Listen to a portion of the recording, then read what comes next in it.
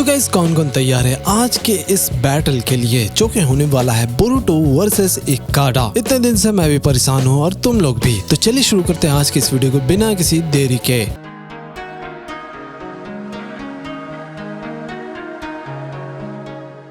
तो guys team 7 finally फुनातो fleet के पास पहुंच जाती है। इकाडा को पता चल चुका था कि शायद टीम 7 आ चुकी है, लेकिन इकाडा उन पर हमला नहीं करता बल्कि उनको अप्रोच करने देता है। फिर बोरुटो बताता है कि ये काजिकी का शिप है। एक्चुअली काजिकी ने ये शिप उन्हें इसलिए दी क्योंकि टीम 7 ने उन्हें बोला था कि वो इकाडा से बात करना चाहते हैं। लेकिन जैसे ही टीम 7 उनके पास आती है, इकाडा अपनी वाटर के पावर को यूज करता है और एक बहुत ही बड़ा वाटर से कुछ चीज बनाता है। अब होता क्या है पता है, काजिकी की पूरा डिस्ट्रॉय हो जाती है। भाई फिर मीज़की तुरंत अपनी बॉडी को स्ट्रेच करता है और वो बोरुटो सारदा को खींच करके फुनाटो के शिप पर ले आता है। फिर किरिकाकुरे की फ्लीट दूर से ही सब कुछ देख रही होती है। इकाडा फिर क्लियरली बोरुटो को बोलता है कि कोई बेवकूफी वाला डिमांड मत ही करना तो अच्छा होगा, अगर किया तो मैं तुम्हें भी मार दूंगा। लेकिन बोरुटो फाइट करने के लिए नहीं आया था। वो बोलता है कि मैं वॉर रोकने के लिए आया हूँ। अराओमी ये सुन करके जोर जोर से हंसने लग जाता है। फिर बोरुटो एक्सप्लेन करता है कि उसने चोज़ुरो से भी बात की।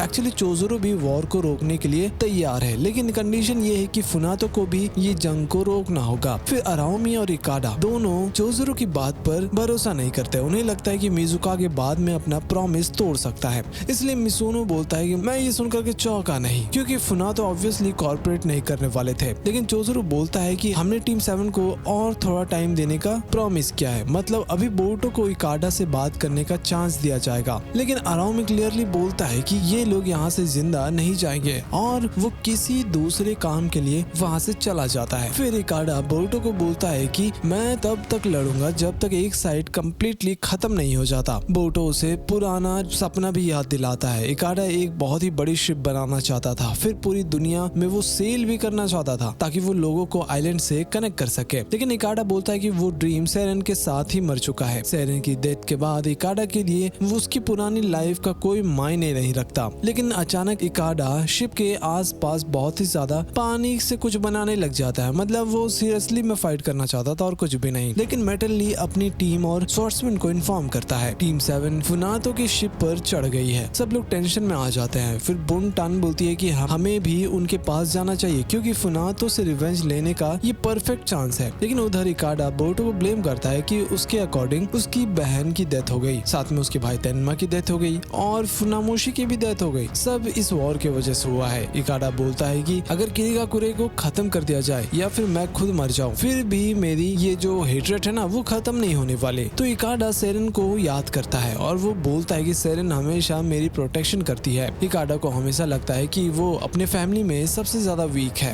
एक्चुअली उसकी फैमिली के ऑलमोस्ट सभी मेंबर्स के पास पावर्स था, लेकिन इकाडा के पास कोई स्पेशल पावर नहीं था, इसलिए वो खुद को काफी ज्यादा इंफीरियर समझता था। लेकिन इकाडा कन्फेस भी करता है कि शिप बिल्डर बनने का ड्रीम शायद उसका असली सपना नहीं था। वो बस खुद को ये बिलीव करवाना चाहता था कि उसकी लाइफ में भी कोई पर्पस है। लेकिन अब इकाडा के अंदर फाइनली पावर आ चुकी है और वो डिसाइड करता है कि अब मैं अपनी पावर का यूज करूंगा। मैं फुनातो को लीड करना चाहता हूँ और किरिकाकुरे को पूरी तरह बर्बाद। फिर जो वाटर जो बनाया था ना उसने, वो खत्म हो जाता है। तभी फुनातो का जो फोर्ट्रेस था वो वहाँ पहुँचता है और शिनोनोमी 1 ऑलरेडी उसकी फायरिंग रेंज में होता है और उसका चाकरा कैनन चार्ज भी होने लग गया था। फिर अराओमी एक बोट लेकर के उस फोर्ट्रेस के तरफ जाता है। कावाकी ये नोटिस कर लेता है, उसे कुछ अजीब लग रहा था। तभी सारदा और मीज की बोटों से बोलते हैं कि तुम ऑलरेडी ट्राई कर चुके हो, मतलब अब इकाडा को कन्विंस करना ऑलमोस्ट इम्पॉसिबल है। फिर बोरुटो बोलता है कि मैं समझता हूँ वो क्या फील कर रहा है, क्योंकि कागुरा की डेथ के बाद बोरुटो भी रिवेंज लेना चाहता था। उसे भी बहुत ही ज्यादा गुस्सा आया था, लेकिन बोरुटो ने अपने गुस्से को कंट्रोल किया और वो चाहता है कि किसी की भी डेथ ना हो। लेकिन फिर भी बोरुटो इकाडा से एक और बार पूछता है कि प्लीज वॉर को यहीं खत्म कर दो। लेकिन इकाडा गुस्से में बोरुटो को पंच कर देता है और बोलता है कि तुम पास्ट को पीछे छोड़ चुके हो। लेकिन अब इकाडा के लिए ना पास्ट अब भी उसके सामने है। फिर सारदा बोलती है कि हम भी अपने प्यारे लोगों को खो चुके हैं, लेकिन हम अपने पर्सनल इमोशन को साइड में रखकर यहाँ पर आए हैं क्योंकि वॉर रोकना अभी जरूरी है। मीज की एक और इम्पोर्टेंट बात बोलता है कि शिनोनोमी 1 सिर्फ एक पावर प्लांट नहीं है, बहुत सारे लोग उस पावर प्लांट पर डिपेंड करते हैं। अगर वो डिस्ट्रॉय हुआ तो बहुत इनोसेंट लोग भी मारे जाएंगे और सफर भी करेंगे। फिर इकाडा कहता है कि कोबुना को यहाँ लेकर के आओ। कोबुना